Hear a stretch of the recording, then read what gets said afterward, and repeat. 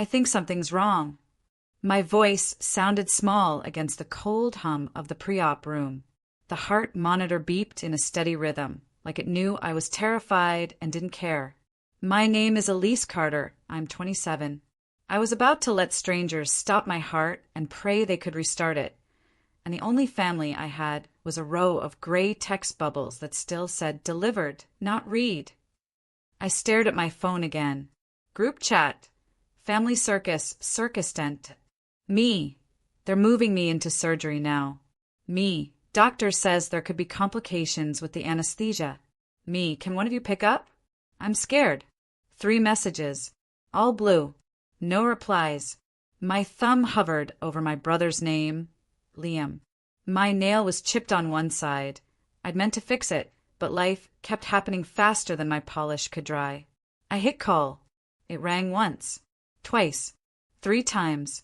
Then the line cut and my screen lit with a new notification. Not a callback, not a text.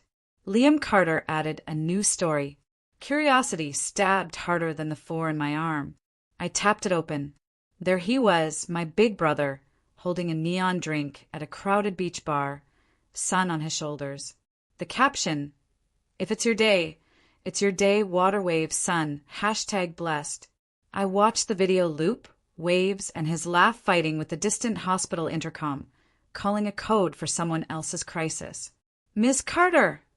A nurse said gently, adjusting my hospital bracelet. Thin plastic, my name smudged where someone's pen had dragged. They're ready for you. I swallowed, my throat burning.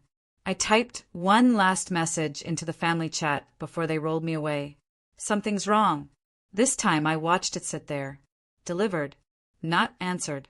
And as the doors to the earth swung open, I realized the real emergency wasn't just in my chest. It was in who never picked up. The operating room lights were so bright they felt like they carved shadows out of me. Cold air wrapped around my skin. Thin and metallic, like breathing inside a refrigerator. The anesthesiologist spoke softly, explaining each step, but all I could hear was the steady beep of the heart monitor, my unwilling motif for the day. Beep, beep, beep. Alive. Waiting. Alone. Deep breaths, Elise, he said, smoothing the tape on my fore. We're with you. Funny how strangers said the words my own family couldn't bother to type. They placed the oxygen mask over my nose. The edges were hard plastic, pressing into my cheeks. I closed my eyes, told myself I'd wake up, told myself I'd still be me when I opened them again. The last image before everything blurred was the surgical nurse adjusting my blanket. Her fingers warm, contrasting the cold table beneath me. Then darkness swallowed everything. When I opened my eyes again, the world felt stitched together wrong. My throat burned. My chest ached. My vision pulsed around the edges. And for a second, I didn't know if I was alive or dreaming. You made it, a voice whispered. A recovery nurse stood beside me, smiling with tired eyes. Her badge was cracked on one side, a little imperfection that made her seem human, grounding. You gave us a scare, she continued. Your heart actually stopped for a moment, but you came back. A literal medical miracle. A miracle. And still no messages. I blinked at my phone on the tray table, a single bubble glowing in the family chat. Not from them. From the hospital automated system, reminding next of kin they could check on updates. My chest tightened harder than incision ever could. They didn't even know I survived. And worse, they didn't care enough to find out. The twist came a second later, when my screen lit up again with a notification I never expected. The notification wasn't from my family. It was from Instagram again. Liam Carter posted a new story. My heart, the one they'd just restarted, felt like it dropped straight through the mattress. I tapped it open with a shaky thumb. There he was, smiling, sunscreen on his nose, raising another drink with some girl I'd never met. The caption this time stung harder than the postoperative pain. Perfect day. 0 worries. If you need me, don't. I stared at the screen, breath shallow. My chest felt tight, part surgical soreness, part emotional blunt force trauma. I don't know what hurt more, the incision, or the proof that even when my life was hanging by a thread, my own brother couldn't give me 1 minute of his. A nurse noticed the way my hands trembled. "You okay?" she whispered, checking my vitals again. My family didn't show up," I said, voice cracking. "They didn't even answer." She hesitated, then nodded slowly. That kind of nod people give when they've seen too much to be surprised anymore. "Sometimes," she murmured, "blood doesn't mean loyalty." Her words hit deeper than the anesthesia ever did. Beep, beep, beep. The monitor steadied, mocking me with its calm rhythm. I refreshed the family chat again. Nothing. Then, finally, a message popped up. My heart leapt before I even saw the name. But it wasn't Mom. It wasn't Dad. It wasn't Liam. It was my boss, Mr. Taylor. "Elise, just checking in. HR said you were in surgery today." He knew. My workplace knew. The hospital knew. Everyone knew. Except the people who were supposed to care first. I typed back, fingers slow. "I'm okay. I made it." Before I could hit send, another message appeared from the hospital administrator, and that one made my breath freeze entirely. The hospital administrator's message popped up with a formal tone that didn't match the chaos inside my chest. "Ms. Carter, your emergency contact was unreachable. We attempted multiple calls. For documentation, please confirm. Do you wish to keep your current next of kin listed?" I stared at the words, so long the letters blurred. Next of kin. Unreachable. Multiple calls. All ignored. A hollow laugh escaped me, the kind that comes from a place so sore it almost sounds wrong. "Yeah," I whispered to no one. "Keep them listed. They clearly care so much." The recovery nurse glanced over again, reading my face more than my lips. "You want me to call someone for you?" she asked gently. "My brother," I murmured. "But he's busy." Her eyebrows pulled together. Busy like can't talk? Or busy like doesn't want to? I didn't answer. I didn't have to. My phone buzzed again. Another Instagram alert. New post from Liam. This one wasn't just a story. It was a full beach album. Him in the ocean. Him laughing with friends. Him holding a sparkler. Him living. The timestamp burned. Posted while I was under anesthesia. My stomach twisted. I knew people were imperfect, but this? Abandoning your own sister during heart surgery? It felt unreal. Cruel. Like being erased while still alive. The nurse squeezed my hand, grounding me. "Some people don't deserve the access they get," she said quietly. Her words stayed with me, because right then the hospital social worker arrived. She held a tablet, eyes scanning my chart. "Ms. Carter," she began carefully, "I'm reviewing your emergency contacts for your follow-up care at home. It says your family will be assisting you for the first 72 hours. Assist me." They hadn't even answered the phone. I lifted my head, my throat tight. "That information," I whispered, "needs to change." And that single sentence shifted everything. The social worker lowered the tablet slowly, like she knew the weight of what I'd just said. "Change," she repeated gently. "To whom, Elise?" For a moment, the room felt too quiet, too still. The heart monitor's steady rhythm became the only honest sound around me. Beep, beep, beep. I swallowed hard. Anyone but them. Her eyes softened with something almost protective.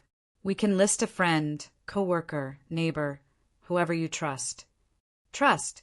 A word that suddenly felt foreign. I thought of my empty apartment, the half-eaten cereal box on the counter, the plant I kept forgetting to water. Drooping, but not dead. Kind of like me. I didn't have many people. I'd spent so much of my life being the dependable one, the helper, the fixer. I never imagined needing help back. "Can I think about it?" I asked. "Of course." As she left, I finally hit send on my message to my boss. "I'm okay. I made it." Almost instantly his response appeared. "I'm glad you're safe. Let us know what you need. Seriously, Warmth spread through my chest, not pain meds, not relief, but the quiet shock of realizing someone who wasn't obligated by blood cared more than those who were. Just then, my phone buzzed again. For one hopeful second, I thought maybe, finally, Liam.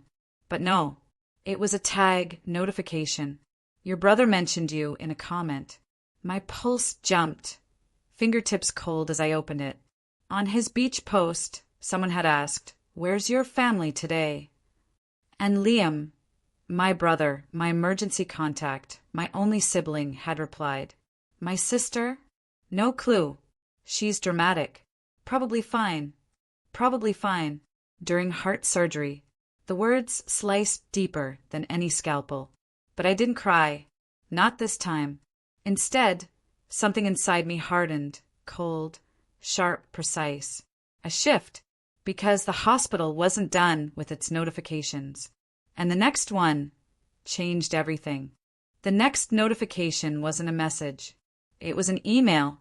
Subject line: viral patient story, media request pending. I blinked, confused, and tapped it open. Inside was a polite message from the hospital's communications department. "Ms. Carter, your case has been classified as a miracle recovery. With your consent, we may share the story in our patient highlights. A reporter has already expressed interest due to the rare nature of your procedure." A miracle. Everyone kept using that word, like it meant something gentle, something divine. But all I felt was a hollow ache where love should have been. The recovery nurse looked over my shoulder. "You don't have to say yes," she said softly. "Some patients prefer privacy." I nodded, though my mind wasn't on the media request. It was on the timestamp in the email, the moment the miracle happened. The exact minute my brother posted his sparkler photo. Beep, beep, beep. The monitor matched the slow burn inside me. Calm on the outside, fire underneath. I closed the email and opened the family chat one more time. Not a single message. They knew I was in surgery. They knew I was terrified. They knew I needed them. They just didn't care. My phone buzzed again, this time with a voicemail notification from an unknown number. The transcription preview caught my breath. "Hi, this is Dr. Morris from the surgical team. Congratulations on your successful procedure. We tried updating your family, but..." I pressed play. The voicemail echoed, painfully clear, but no one answered. We left 3 messages. "If there is someone else you'd like us to contact, please inform the staff." 3 messages. Unanswered. Ignored. But before I could even process the sting of that, another notification slid across my screen. From my boss's boss. And the subject line made my stomach flip. "Urgent, regarding your sibling." The email preview alone felt like a jolt to my healing chest. "Urgent, regarding your sibling." My boss's boss, Ms. Alvarez, never emailed anyone directly. She was the type who communicated through layers of management, never stepping down the staircase herself. So if she reached out, something was happening. Hands trembling, I opened the message. "Elise, I hope you're resting.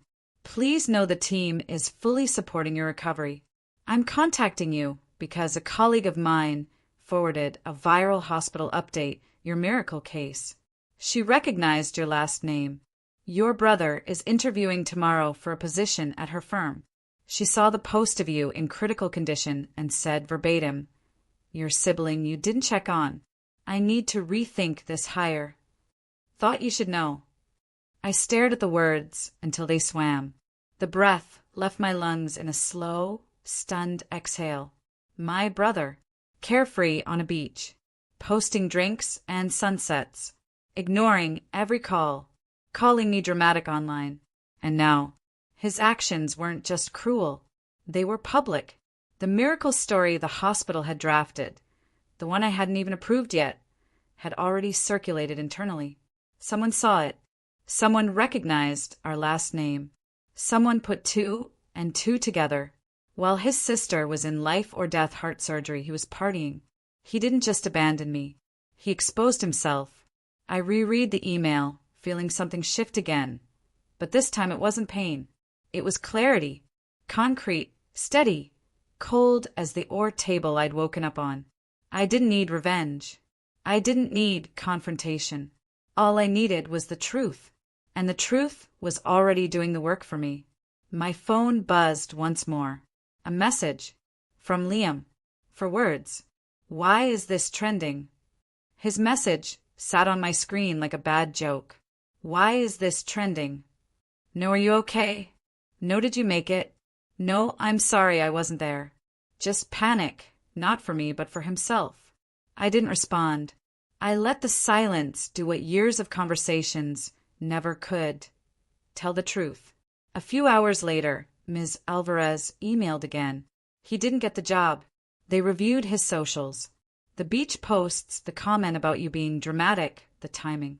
Their exact words were, "Character matters. Just wanted you informed." Character matters. Funny how those two words healed more than the stitches across my chest. I finally texted Liam back. Fingers steady. You ignored me during heart surgery. The world saw it before you did. 3 dots appeared instantly, then disappeared, came back, vanished again. He didn't know what to say, because there was nothing left that could fix it. Hours later, a nurse wheeled me outside for fresh air. Evening had settled over the city, and the glass doors reflected my tired face. Pale, eyes bruised at the edges, hair messy and imperfect. I looked like someone who had survived more than one kind of surgery. In my hand was the hospital's printed draft of my miracle recovery story. A simple document, but it felt heavier than my entire hospital gown. I folded it once, sliding it into my bag. Not out of spite, but because it belonged to me, not to the family who'd abandoned me. When I got home, the apartment was quiet, just the soft drip of the kitchen faucet, the imperfection I always meant to fix but never did. I poured a glass of water, sat on the couch, and breathed for the first time without waiting for someone else to show up.